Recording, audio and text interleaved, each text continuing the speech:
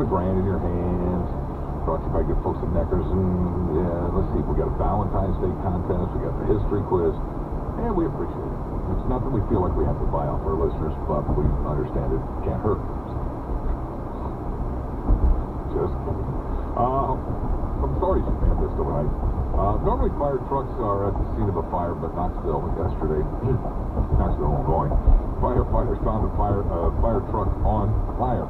The truck belonged to the Normal Fire Department and was heading back from the shop when it burst into flames on I-74. Once again, my daughter was not driving. Just to set the record straight. The firefighter inside tried to put out the flames, couldn't, and had called 911. Normal Fire Chief Doug Barnett said the truck was 14 years old and had just had its firefighting equipment reinstalled after undergoing some framework. Probably a total loss. My guess is somebody didn't get something reconnected properly. Just, excuse me, go out on a limb there. Caterpillar says 2017 was a big year for the company. Cat's latest financial report shows a 34% jump in machinery sales in October, November, and December. That helped fuel a nearly $5 billion jump in total revenue over 2016's totals. The bulk of Cat's sales gains came in Asia, especially China. Ooh, you know what was always one of the big draws for flying out of Rockford, Illinois? Free parking. Not going to happen anymore. The Rockford Chicago Rockford National Airport started charging people who park longer than 2 hours. Cost you $1. The daily max is $7. So, still not a lot, $35 a week, but they have started to charge. Illinois losing 7 Toys R Us stores. The company said it's closing 180 across the country, but both of the stores, the one in Moline and Davenport, they are staying open in the Quad Cities. One of Peoria's best baseball players is now officially enshrined in baseball history. He was voted, Jim Thome was voted into the Hall of Fame. He grew up in Peoria, went to Illinois Central College, and played 22 seasons of Major League Baseball. Most notably, he was a slugger for the Indians, Phillies, and the White Sox. He ended his career with 612 home runs.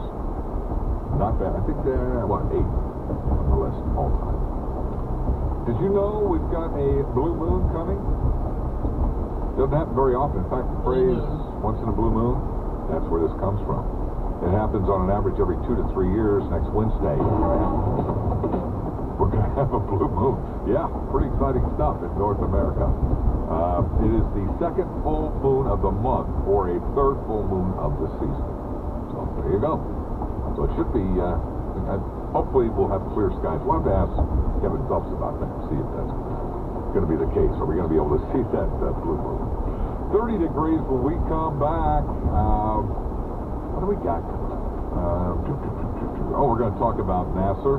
Ashley Holden will join us, and a whole lot more.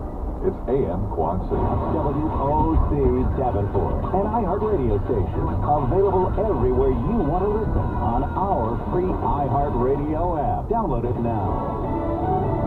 America is open for business.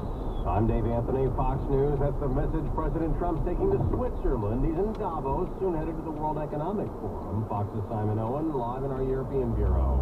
Dave, laying the groundwork for the President's visit, Treasury Secretary Stephen Mnuchin has been in Davos for a day already. We're having lots of meetings again, lots of discussions, just focused on international trade, and what's good for the United States is good for the rest of the world in terms of growth. The President saying his aim is to encourage investment in the United States. He's the first serving U.S. President to attend this meeting since President Clinton 18 years ago. Dave. Simon, before the President left last night, he said he's open to the dreamers someday becoming U.S. citizens.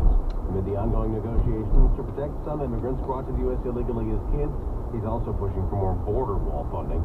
And he's eager to defend himself in the Russia probe. Fox's Rachel Sutherland live in Washington.